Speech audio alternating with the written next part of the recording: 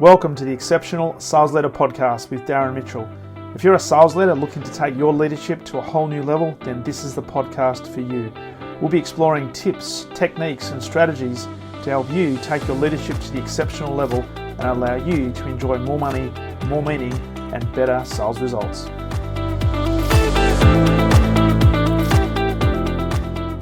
Welcome back to the Exceptional Sales Leader Podcast, and a very special welcome to a man who is very acoustically set up in Sydney, Mr. Jamie Kritharas, all the way from Defiant Digital, the founder and CEO of Defiant Digital, based in Sydney. How are you, my friend?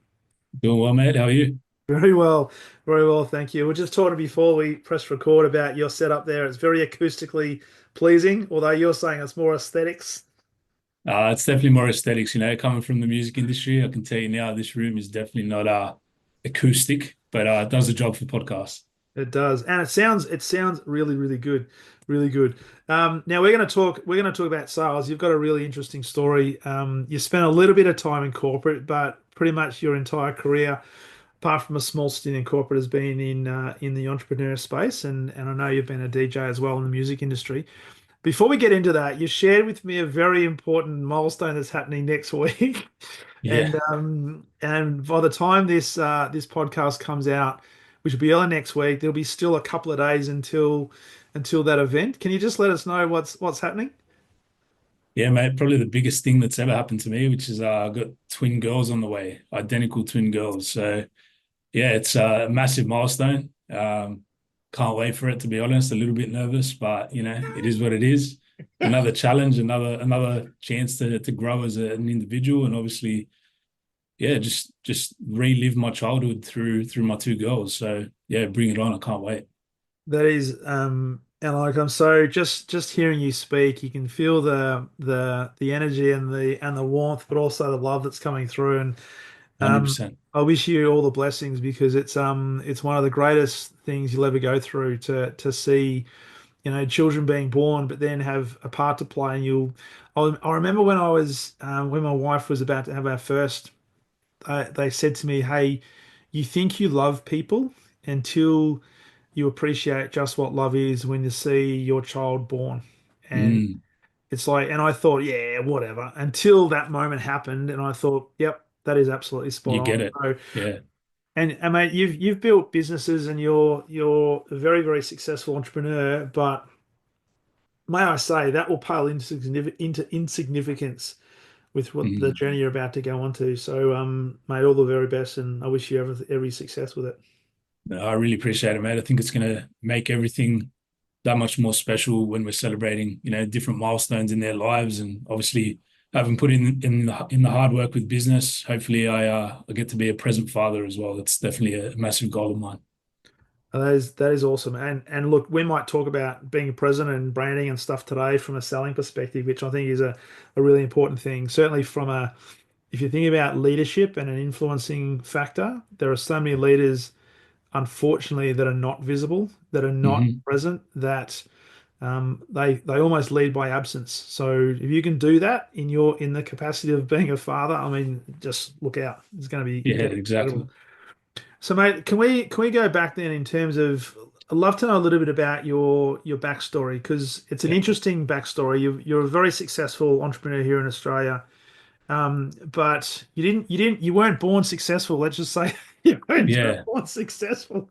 So, a little bit about a background and what kind of led you to do what you do today with Defiant Digital. Yeah, so I think definitely taking a punt on myself so early in my life with my music career, I think that was the most pivotal thing that got me to where I am today, because uh, you know, the music industry, no matter who you are, no matter how talented you are, at the start you're gonna get told no, right? You're gonna put out work at the start that is just it's not good, right? It's you like it, your mum likes it, your mum's your best fan, biggest fan, but unfortunately the world doesn't really accept you for a while in the music industry. So yeah, definitely got told no a lot. And I think uh, one really cool thing was when I made the decision to kind of leave corporate, it was only just a day before my 3-month probation. I decided to leave the corporate world for good and never return. Uh, Came home, told my parents that. They freaked out. Obviously, Greek background parents, being in uni for 3 years, basically studying to get this job and then leaving, just before my probation to pursue a career in music. That's like, What are you doing, mate? what What are are you you doing, doing? mate? What are you doing? What sort of kid have I raised? Um, but you know what? Like I said, that doing that and backing myself and knowing that I'm just not going to take no for an answer. Like I'm going to achieve what I want to achieve with this, and that actually going well. When I had to rebuild myself again, when I needed to start Defiant and just forget music altogether and start a digital marketing agency of all things, Yeah. I had the ability to do that, and I had the confidence to do that because I'd already backed myself once in my life, and I did it early. And yeah, I tell everyone that I meet, like especially all the young people, that is the best thing in my opinion that you can do for yourself at a young age. I love it. I love it. You Mm. mentioned you mentioned 3 months in Yeah. corporate, right? So 3 years studying. Did you end up working in a business based on or in I guess the discipline that you studied? Yeah, so I studied property, and I basically graduated as a property valuer. So I Okay. actually got a job at Jones Lang LaSalle, like the dream job for anyone in my degree, right? Dream job. No wonder your mum and Um, dad said, "What are you doing? yeah, What are you exactly. doing, boy?" 100%. Like, yeah, it was honestly the exact path that everyone would have wanted to take. Yeah.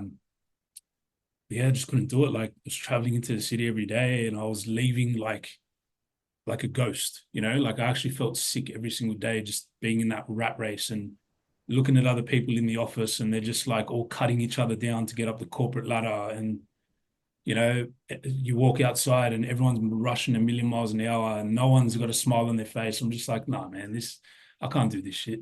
Like this is not me. And look, I will say as well, my music career was starting to show some signs of life at around the same time that I finished uni.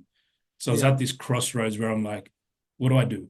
Do I, I'm starting to get asked to play overseas at big shows. Like no one here in Australia was accepting me, Yeah. but the music style that I was doing was actually starting to get really popular overseas. So I actually started playing overseas first before I started playing here. Okay. So, I was at this point where I'm like, what do I do? I've got a few seedlings over here with my music career that are starting to show signs of life. This corporate career, yes, I'm off to a good start, but my soul was telling me like, back yourself. These jobs are always going to be here. I think I told myself that once, but then after I made the decision, it was like, no, there's no plan B. It's plan Wow. A only. That's And it. literally a few months after I made that decision, my music career started going really, really well. So And so yeah, I it's a wanted good to ask time. you a question about that. But before I do, because you're a DJ, Hmm. you may not know this. You may know this person. Do you know or have heard of Sergeant Slick? Yeah, of course. Yeah, I do. Who's Sergeant Slick? Don't tell me it's you.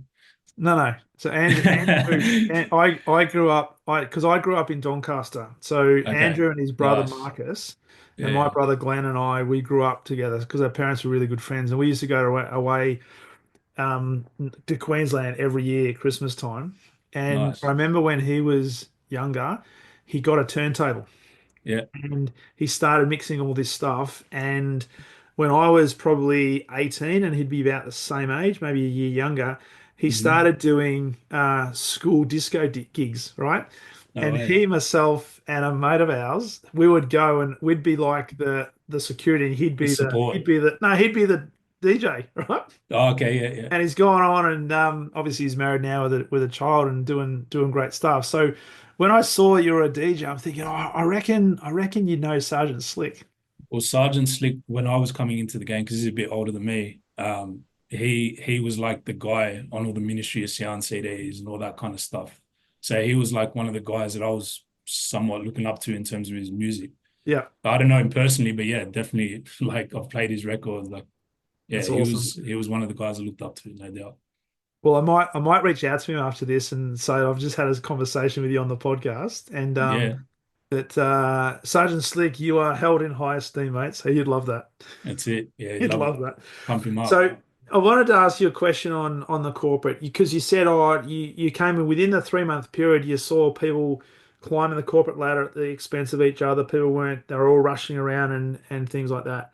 Yeah. Um, at such a young age, what was it that, because that's a courageous decision to go against 3 years of study, also with, I guess, the implied intrinsic or maybe the external pressure of the expectations from family that you've spent 3 years. What did you learn Yeah. through that process? Because I'm gonna, without putting words in your mouth, I'm gonna say that there's probably some key lessons there that has held you in really good stead. That was probably the catalyst for your success later on as well. 100%. I mean, obviously you go from having like a secure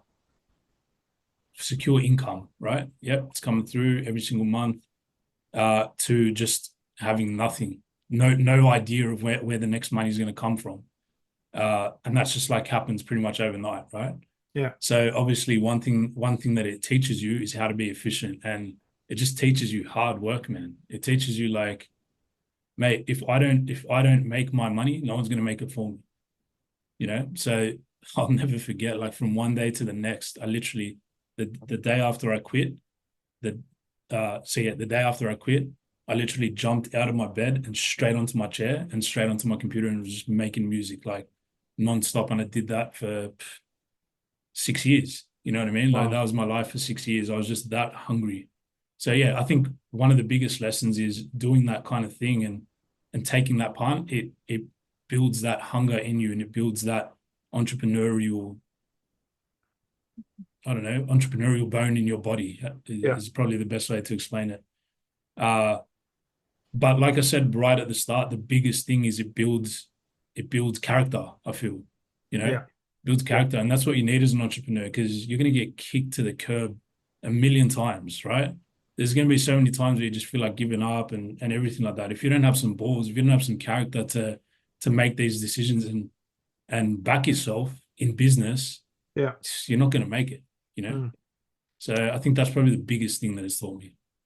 absolutely. And I would say resilience as well as along the way as well. So, um, Or look at the name that I chose for my company, you know? Defiant Digital. That's it. Just everything like that word literally just means something to me. It's like I look at the word sometimes when especially like when I'm going through, challenges or things are a little tricky, or I just look at the word and it reminds me of that initial sort of moment when I first started making those decisions. Yeah, But another good thing is like doing it so young as well. It really shows you. I'm glad I did the corporate thing. I'm very glad I did that because it showed me exactly what I didn't want as well yeah, at the same yeah, time, which was so important. So then everything after that moment just became clear. Like my purpose was clear from young. I still have people that are. I'm 33 right now. I still have chats with people every day that they're like, I don't know what I'm doing. I just wake up every day, go to work, do the same thing the next year on year on year. It's like I figured that out early. and I was going to say you're one of the lucky ones, and I don't Mm, mean that in a disrespectful way because there are people in their 50s and 60s that are still trying to figure out who is it they want to be and what is it they want to do when they grow up because yeah, they're just going through the motions, doing things day in day out. yeah, So from a selling perspective, we'll take the sales angle now from that. So you've quit corporate, said this is not for me, and obviously there was something in you that saw maybe the pathway. If you kept doing what others were doing and you would be on this path, then you may have become one of those walking generalities that we kind of alluded to. yeah, From a selling point of view, you've quit. Next day, you're starting to make music. And you would have had to go through a process, even though you said you'd started to produce music and so forth. Just take me through your thought process in around how you got your message out there. How did you get yeah. awareness getting built? How did you get people to know, hey, this is me, this is what I. And did you have a specific tagline for you as a DJ? Because I. I wouldn't say a tagline. Honestly, it was the equivalent of door-to-door sales. So I Okay. was I was outside, like no shit. I was outside clubs like handing out my demos. Please listen to my music. I was going and just I would go to this club called Chinese Laundry in Sydney. I'd go there every single week, Friday and Saturday. And I'd just go there and I'd just stand in front of the DJ, next to the DJ, and just watch every single move. Like everything that they did, like to a point where they definitely thought I was a weirdo. Like there's absolutely no doubt about that. They're like, who is this guy? Is here every single weekend just watching every button that I pressed, like I could tell that they were like, fuck, like get out of here. Sorry if I can't swear on this, by the way. No, you're right. You It's the say way whatever you like, to swear. mate. Yeah, just like, I was just there. I was present to a point where they couldn't ignore me. But like I said, in Australia, I did not get any shows. Didn't get any shows because I think like obviously being a young sort of, young bloke, my sort of crew, I don't think they really wanted my crew around their clubs, Yeah, to put it bluntly. They didn't really, they kind of saw the people that we were hanging out with, and it was a bit of a rougher crowd, not the typical stereotypical type of crowd. So yeah, I actually had to grow my career overseas first, and all of a sudden, all the big overseas artists started supporting my stuff, and then that's when just Australia couldn't ignore me then, so they had to book me. so literally you got so big that people had to, hey, let's get your music into these clubs. I wouldn't say so big because definitely, I was never the biggest artist in Australia or nothing like that. No, absolutely not. It was just a point where the local people in Sydney, they couldn't ignore a local anymore Yeah, because I was producing my own music. I had an audience. I had a fan base that was growing. I was being supported by big artists, and they just couldn't ignore that local kid from Sydney who people wanted to see, you know. nice. So So yeah. in that, so you couldn't get breakthrough in Australia, so Mhm. you actually got your breakthrough overseas. Yeah. Um, Talk me through that process. Was it a similar thing in terms of knocking down doors, getting people to listen to your demos? And how did you do that given that it was remote, right? So Yeah.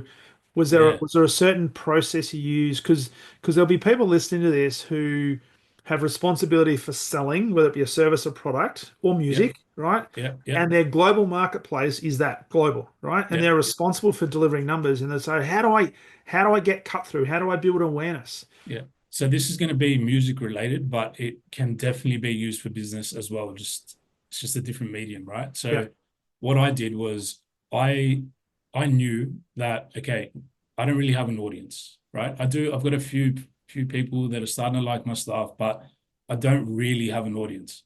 This guy over here in the US is doing a sound that is doing really well. How can I leverage his audience? What can I do for him so that I can get in front of his audience? Okay, so yeah, what I do, I got into the studio, I made track after track after track, tracks that I could have released myself that were really good songs, right? Really good records. yeah, But if I released them, I'd be releasing them to crickets and basically no one would hear them. If it was me and that artist together, all of a sudden I could tap into his audience. And I'm doing him a solid by coming to him with basically a finished record yeah, that he can add his little spins on, and we can call it a collaboration. yeah. Okay. So this is the art of creating win-win deals. This is the art of creating deals where everyone is winning. He's winning, I'm winning, the audience is winning. Mm, Okay. And that's again, I didn't know it at this time. I did not do that strategically, I would say. I just did it. Like it happened once or twice, and then I'm like, ah, okay, this is cool. Let me start doing this, right?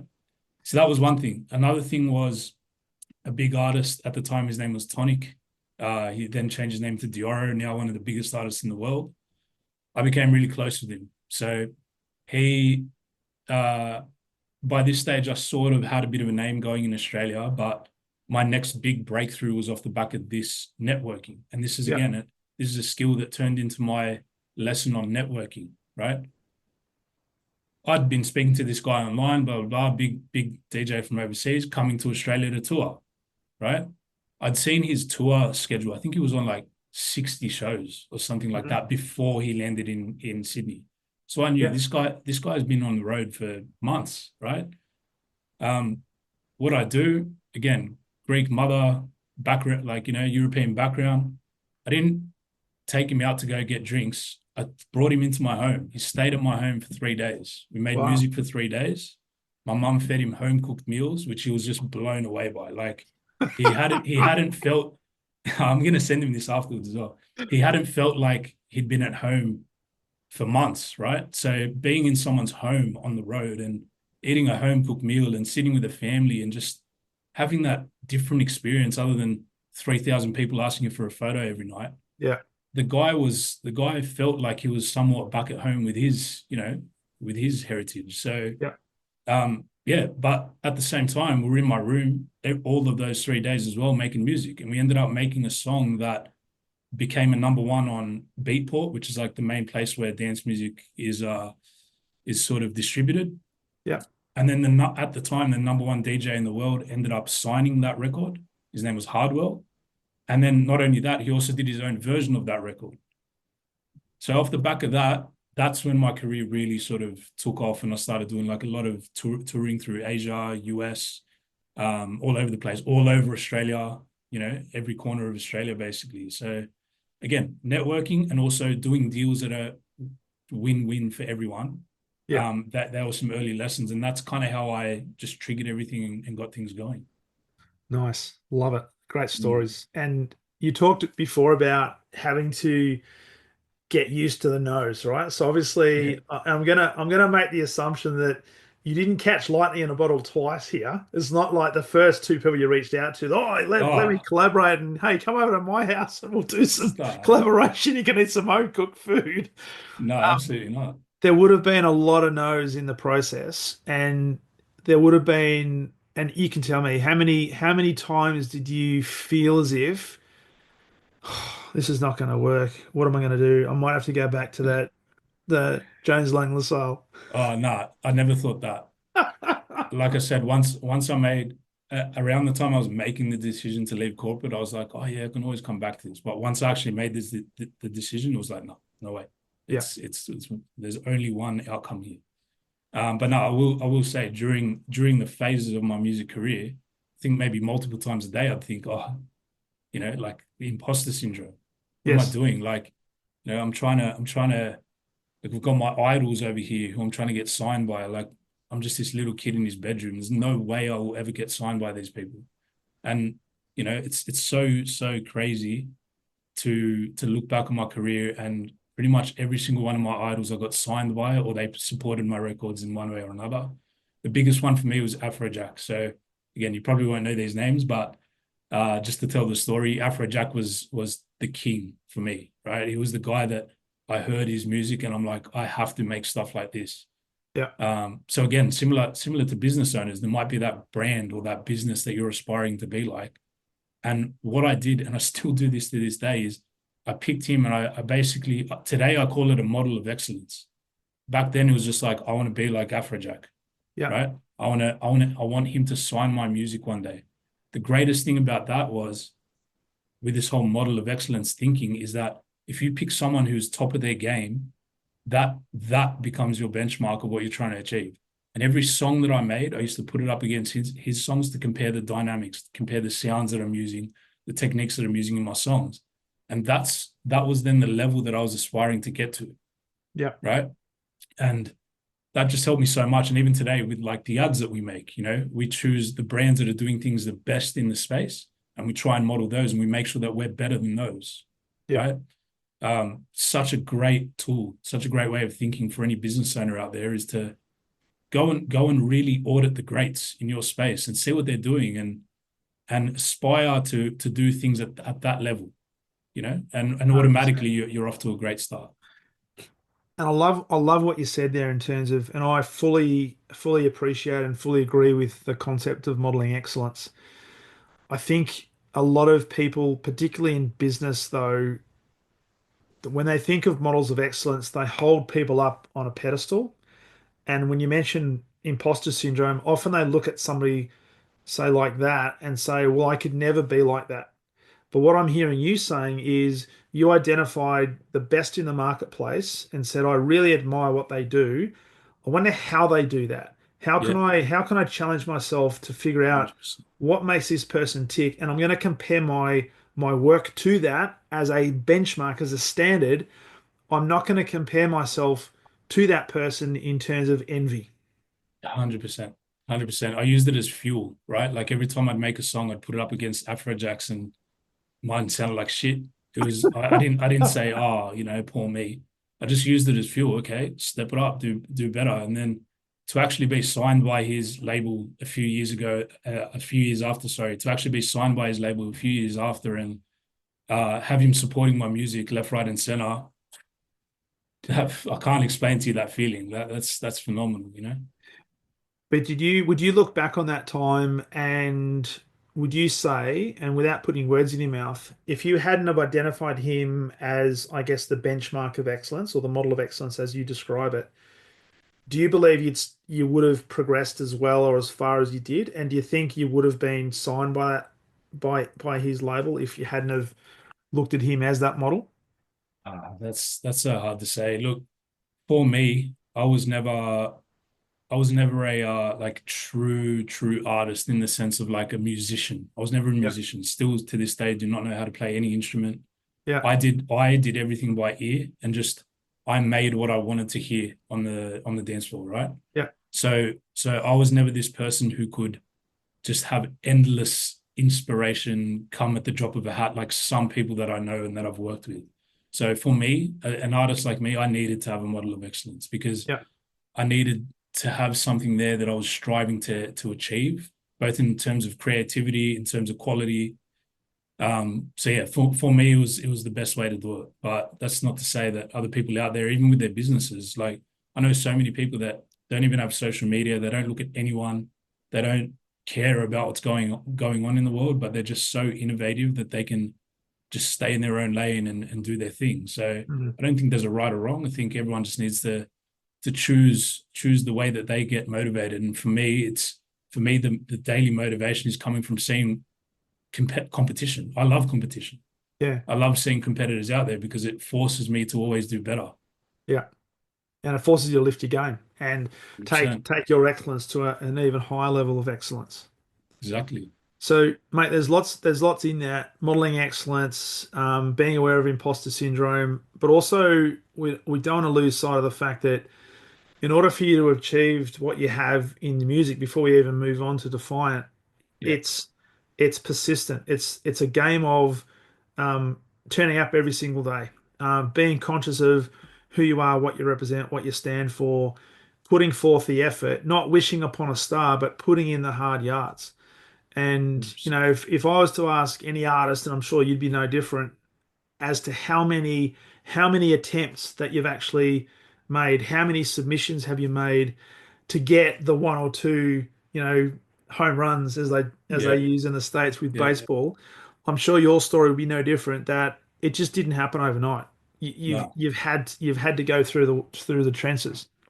Yeah, absolutely. I mean, I probably started when I was 17. So by the time I finished uni, I was kind of I wasn't producing music for that long, but I was producing music for 3 years, pretty much as soon as I started uni, and I was DJing from the age of 17. Yeah. Mate, I was DJing at the back of RSL clubs to 50-year-old women going through, midlife crisis, eating pizza and shit. Like, like, all of my mates will remember this clearly. Like, I was there with my little decks and like playing to two people. It was bloody hilarious. But at the same time, I was producing music. So like I was getting paid.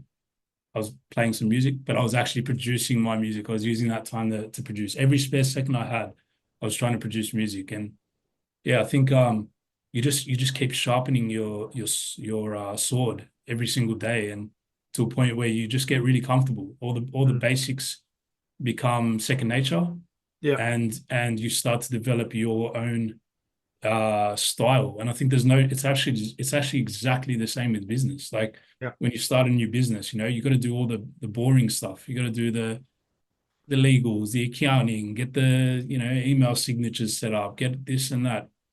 It's all the boring work that no one wants to do, but it's doing those things and getting them out of the way that allow you to focus on bigger things. and Mm. and yeah, it's just crazy how alike it is, even though yeah, it's so different, but it's just so alike at the same time. So I'm really intrigued now because you've built a successful career as a music producer and DJ. Mhm. You now have Australia's leading creative performance agency, Defiant Digital. Um, and some people might be listening to this and saying, "Hang on, you're a DJ now. You're a CEO and founder of a digital agency. Hang on, are these two? How do they fit together?" Yeah. Right? So, Sorry, sometimes I think the same thing. well, I'd love the story because you mentioned before that you vowed and declared never go back to corporate. You put everything into the music, and that's like, well, we're burning the boats. There's no turning back. And this is, go home. What do they say? Um, uh, or go home or go forth or whatever the term is. I can't remember what it Yeah. is, but there was some great I acronym there. like burn the boats, burn the That's boats. I something think like I that. like that. Yeah. I like that. Um, so was there something? Was there an event? Was there a person that came into your path that I guess enabled you to change direction? And what led to being in the In the digital digital space space. now? Yeah, I think what happened was, so I met my wife when I was like 25-ish, 26, something around there. And I think I just started realizing like, hey, being on the road every day, every week, because I was spending more time in hotels and in airports than I was in my own apartment. Yeah. And obviously, as a young bloke, single bloke, it's fun, man. You're on the road, you're getting paid to party, you're getting paid to play your creations every single weekend, or every other day, and to thousands of people. Like it's awesome. Don't get me wrong, but I think yeah, meeting my wife, realizing, hey, I don't know if this is for me when I'm 30, 40, 50, I don't know if this is my thing. So I think naturally my brain started thinking about business. Like how can I stay in the music industry but take it more on the business side so I don't have to be touring all the time. So that kind of Yeah. led me into managing artists, right? By the way, another part of the story is I had a record label from day one. Okay. So I was never getting signed to any record labels, so I just started my own record label Yeah. to sign my own music and release it because you needed a label to release your music back in the day. So I think the entrepreneurial thing had always been in me, but it was when I met my wife that I decided I need to take a bit of a change. So yeah, I think that was the catalyst for it. But really, what it was just a few people in my network started to see that okay, this guy is not just a creative guy; he knows how to run ads. Because I was running ads from the first time they were released on Meta to promote my music, so I already Okay. knew how to do the basics of digital marketing. I just didn't know it yet, right? I didn't know that I was a digital marketer. I identified as an artist, right? Um, anyway, a few businesses in my circle said, "Hey, can you do this for me? We need some help. We need help growing the business." And yeah, one thing led to another. I started helping a few of them out, and I think I just got that business bug. It was like, "Wow, I can do this for businesses, and they will pay me big money to do this, and Mm. it's solving a big problem for them." Okay, light bulbs started going off, and as soon as a few things started coming together, I just went all in again. I went all in. I just left music and I just went all in. Had basically no money to my name, but that was the fuel. It's like I need to make money. I need to make this work. And then from that, again, burning boats, no money to your name, right? Mhm. Um, was it a case of the only way is up? And I'd love you to talk about belief. So how much Mhm. belief do you have? Because you mentioned before imposter syndrome, and there are a lot of people out there that, put on a good front, but when they're with themselves, they think, "Oh my God, I can't believe I Yeah, got through another day, and people haven't found me out yet." Um, were there any specific things that you did or strategies you deployed to actually keep turning up every single day? that's a great question. I think to be honest, yeah, belief as an entrepreneur, you almost have to be a little bit you gotta have like a little screw loose almost to have the belief in yourself when everyone is telling you no, nothing's working, you got no money to your name, but you're just this guy that's like, yes, let's go. Like I'm gonna be, yeah, this is gonna be so good, blah blah blah. When everything's burning around you, and everyone likes to tell you, that's never gonna work. Nah, that's not gonna happen for you. If you listen to that, it won't happen. You Yeah. know, I think for me, probably the thing that got me to make this work and gave me that self-motivation was thankfully during my music career I did invest in property. So, I had money, but I wasn't liquid. I had like 20 Yeah. grand that was liquid in my account Yeah. because my music career was taking a step back for about a year or Yeah. 2 years. I was managing artists who weren't earning any money yet. So I was in a really weird position in my life when I started Defiant. I took 12 of that 20K and I invested into a course. So now I Okay. had 8K to my name, right? Yeah. I think to me, that was like the thing where it's like, holy shit, this has to work. I have to make this work. And I think just throwing yourself in the deep end and allowing yourself to like, there is only one way, which is up. I don't know. There's something special about that. Something very special about being in a position where, yeah, literally the only way is up from here. Like you're at rock bottom in a way. So I don't know if that answers your question, but for me, that was enough motivation because how are you going to eat if you got no money? You know, it's not much more motivation that you can have than that. Absolutely. And so what does, and I fully appreciate that. And I've seen people, I haven't been in exactly the same position, I've got a different background to you, but I can appreciate the fact that when there's nothing, you can't fall any lower, right? And that Yeah, could be you've been made redundant, or your company's closed, or you've been made bankrupt, or you just been faced with rejection after rejection after rejection. yeah, It's easy to take the easy road, and that is to give up and say, this is just not me. Obviously, I'm yeah, not cut out for this. I'll go do something else, right? yeah, What I'm always looking for is what is it within ourselves that says, no, no, I'm staying the path. I mhm, might be defiant, hence the name, right? Some people might call me bloody stupid, but I know who I am and I know what I can create. The mhm. thing that I love about your story so far is you just kept going. It's like, okay, Yeah, I got 8 grand, I've spent 12 grand, I'm moving forward. I got to take one step in front of the other. And the yeah, yeah, and the analogy there for salespeople and sales leaders is we're going to get rejected a lot, right? mhm. But it's the one that can stay the course for the long term that ultimately is the one that's going to win. Now, when I say Yeah, win, it's not, you may not be the best company or the best salesperson and win all the awards, but you're making progress to the point where you're becoming a better version of yourself and you're continuing yeah, to add value.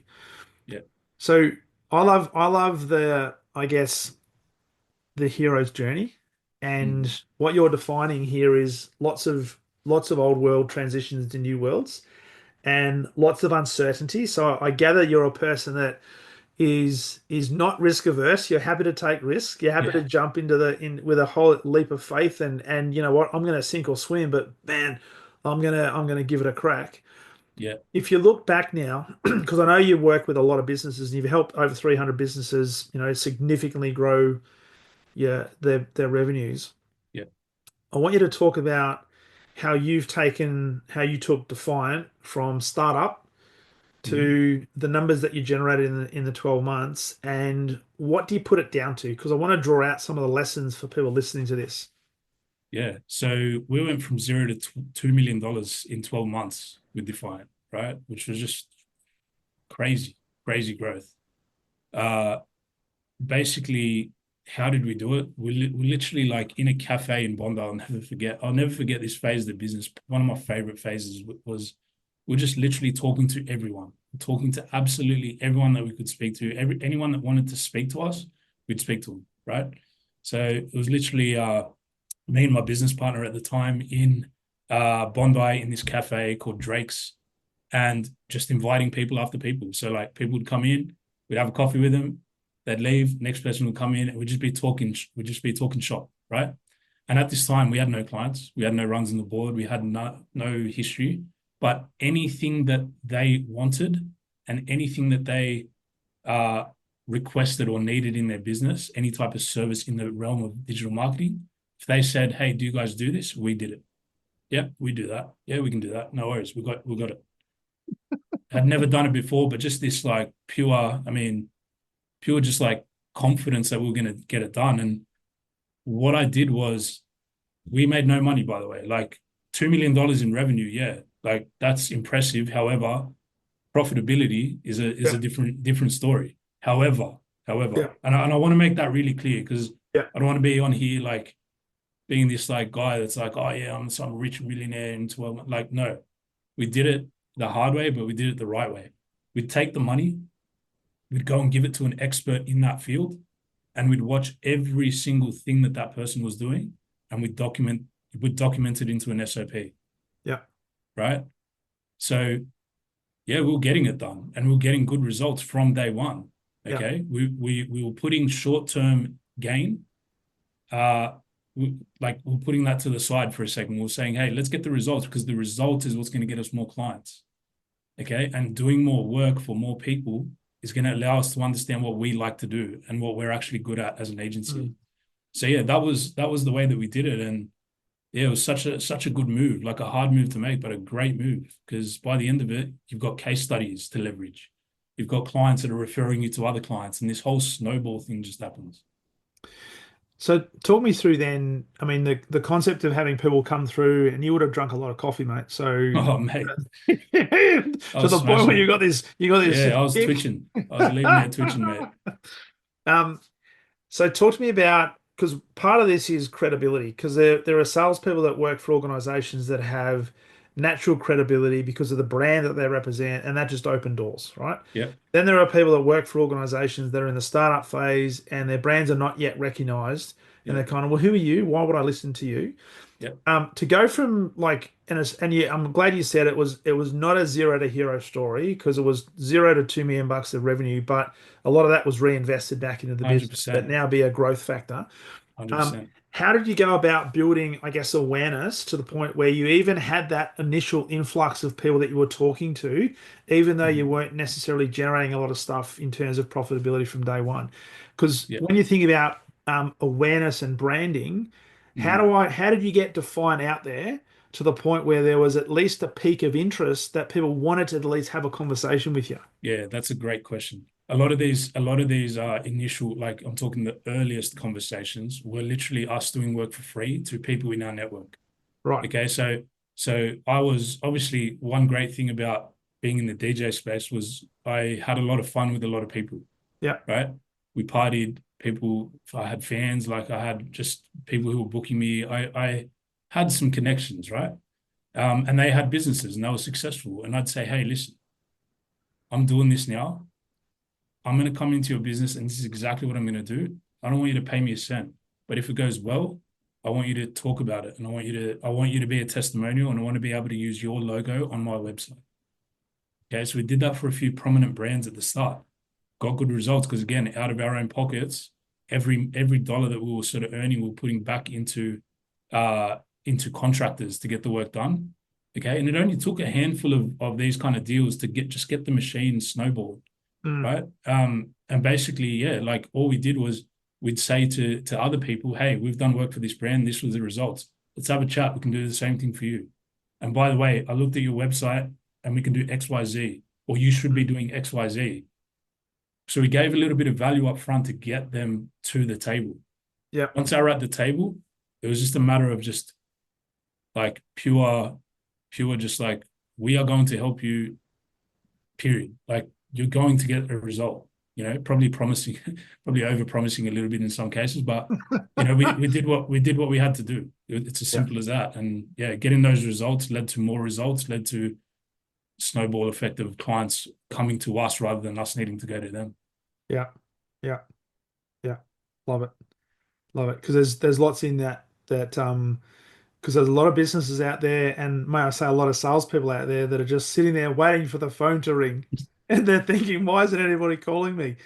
It starts with, well, you need to build some awareness in the marketplace. You need to leverage your networks, and we all heard that your net worth is often connected to your network. Yeah, And as long as you're treating that network with the utmost of respect, and the biggest thing that I'm hearing you talk about is delivering tangible value to them as clients, to the point where they almost have this unconscious desire and need to want to reciprocate and give you something 100%. back. Um, I think no matter what business you're in, you can replicate that in some way, right? yeah, Uh, everyone everyone who chooses to get into business does so to solve a problem or to create something special to help people, right? So you have an audience, they're out there and they want what you have, yeah, but by just making it so hard for them to ignore you, like literally everyone's showing up. I'm sure everyone that is listening to this gets a million emails, cold calls every day, just for people asking them for something, just like, hey, this is what we do. Get on the phone with us now. Like, it's so rare to just open up your inbox and there be genuine value in there, like something yeah, genuine in there, and they're not even asking for anything in return, really. They're just, hey, I did an audit of your business, or I did whatever the case may be, and this is exactly how you can do X, Y, Z. Mm, Um, if you'd like to have a chat, let me know. Otherwise, keep killing it, keep doing yeah, well with your business. And it's just refreshing. You stand out of the pack when you do that kind of thing. absolutely. So it's all about differentiation. So if you look at the businesses that you've worked with, and I know you've hired over 100 people and you've built teams, managed teams, led teams. If you look at the current, I guess, environment that you're at right now with Defiant, Mhm. very successful. What are some key lessons that you've taken from working with such a wide range of businesses where you've helped them grow significantly Yeah, that people could apply either whether they're an entrepreneur or whether they're a business development manager, whether they're CEO, a chief revenue officer? Are there some common threads or common themes that you've learnt that has been almost like the catalyst for these businesses to grow? absolutely. Like the power of advertising is just obviously a no-brainer, one that everyone knows. But I mean, look, I'm in advertising. I see it every single day, and I've seen the kind of change that this has been able to create, even for companies that are 20, 30 years old. They've been around, they're doing all the typical outreach, BDM, partnerships, events, they're doing all that kind of stuff. And then they add advertising to the mix. Like to me, advertising is the coolest thing in the world. Mm, You can go from selling one to one in a setting which don't get me wrong, you can't replicate that. Being yeah. in front of someone, having that conversation, you can't, nothing beats that. But advertising creates more of those opportunities for you. Mm, And with ads every single day, rather than just speaking to maybe three or four or five different people face to face, you're speaking to thousands of people face to face every day with your ads. To me, that is something that every business, even BDMs, even salespeople should be advocating for that to be a massive focus in their businesses if they really want to grow. So yeah, that by far is number one. I think the other thing that I've learned recently, I'd say in the last couple of months, and this is more so for like the sales leaders that are listening to this, but just the power of incentives. Like a mm, good incentive for your sales team. Wow. Like everything changes. The conversations change with your the person that you have under you. It's like everything changes. They are self-motivated all of a sudden. You don't have to have these awkward conversations about money all the time because they know exactly when they're going to earn more money. mm. Um, you know, yeah, just the power of an incentive. Wow, I only just recently learned this one, I would say. Yeah, yeah, it's absolutely true.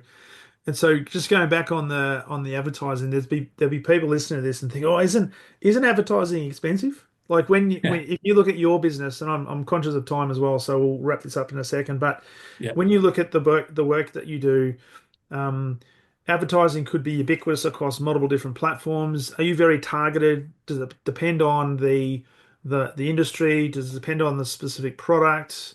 Are we talking, print ads? Are we talking Facebook, social media, LinkedIn? Yeah. What are we talking? I mean, first of all, advertising is only expensive if you're doing it wrong.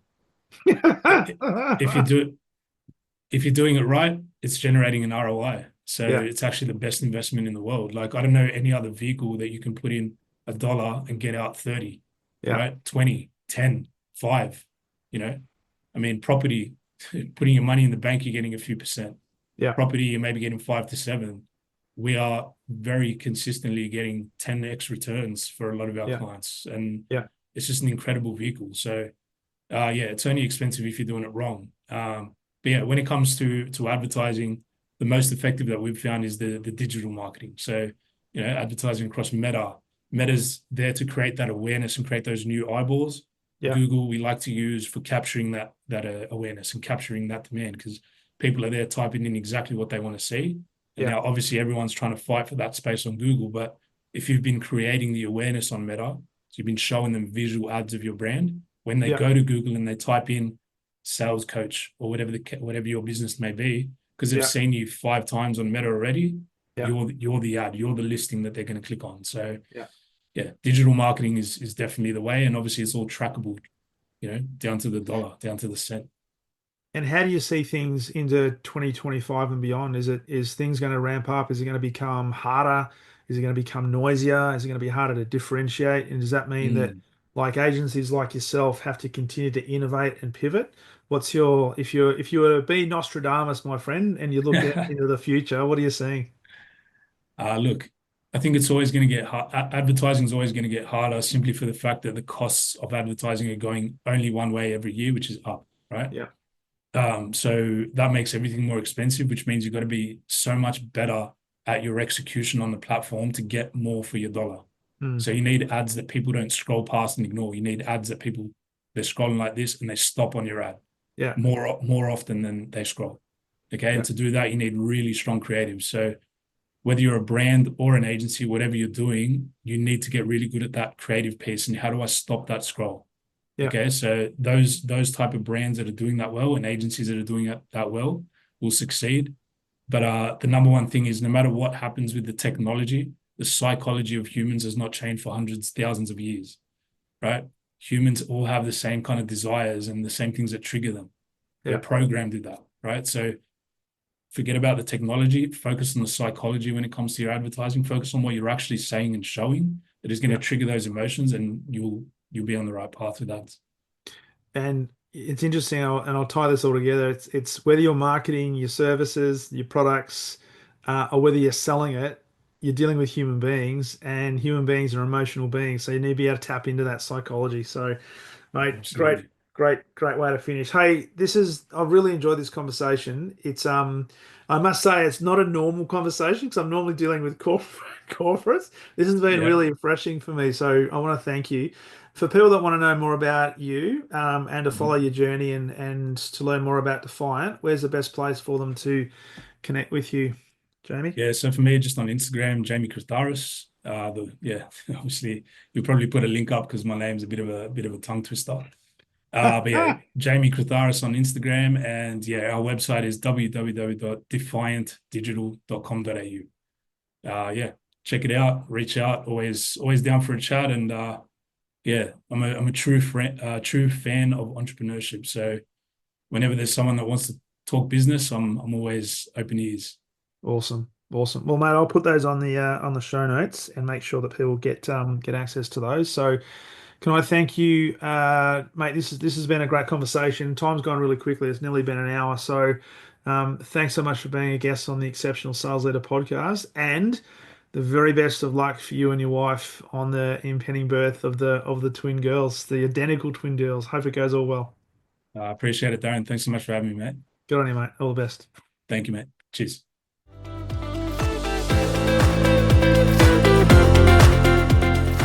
Thank you for listening to the Exceptional Sales Leader podcast. I trust the information in this episode has been helpful in your journey towards becoming exceptional. And remember, please take the time to rate the show, subscribe to the show so other people can find it. But also, if I can help you, jump on my calendar, go to leadwithdarren.com, and let's have a conversation about how I can help you along your journey to being exceptional.